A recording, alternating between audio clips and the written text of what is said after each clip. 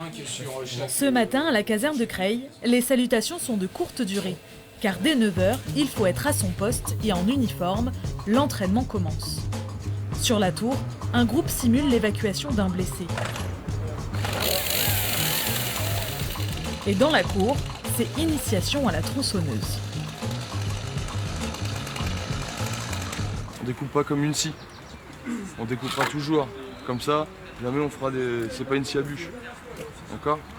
Toujours sur le côté, hauteur de la hanche. Ça nous fait toujours du bien de redécouvrir. Il y a tellement de matériel dans les casernes, tellement d'engins, de redécouvrir un petit peu l'utilisation et puis les réflexes à utiliser.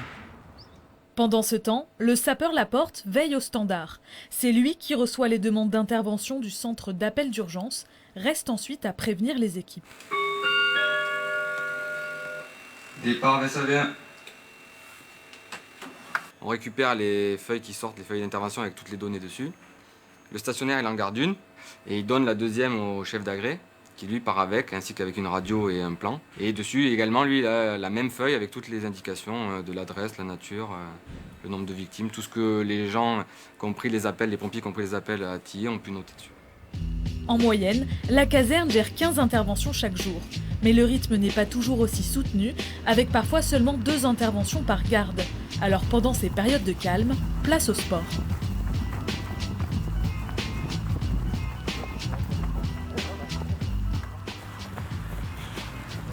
Et quand vous faites du sport, qu'est-ce qui se passe s'il y a une intervention ?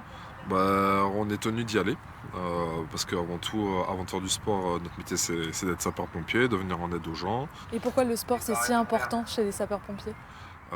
C'est important dans la mesure où en fait... on fait comment alors ? Qu'est-ce qui se passe là ?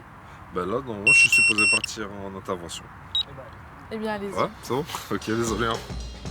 Quelques minutes plus tard, Ludovic est déjà au volant de son camion, prêt à partir.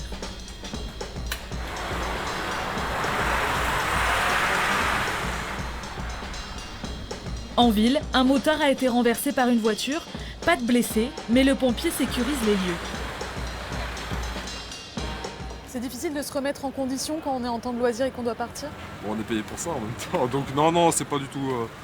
On est formaté si vous voulez, c'est une façon d'être et tout simplement de vivre.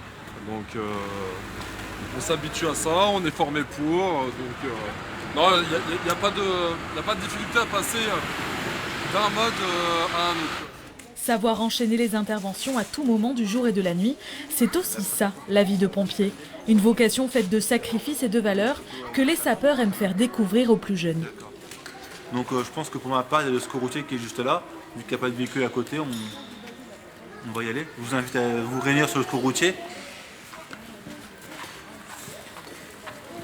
J'espère des aiguilles sur une bonne voie, sur une vocation qui est quand même belle, car les sapeurs-pompiers ont quand même une hiérarchie, une certaine règle de vie, un comportement adopté.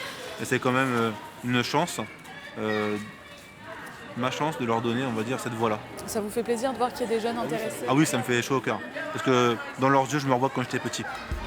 Une vocation qui continue de faire rêver. En France, 28 000 jeunes sapeurs-pompiers sont formés aux côtés des professionnels.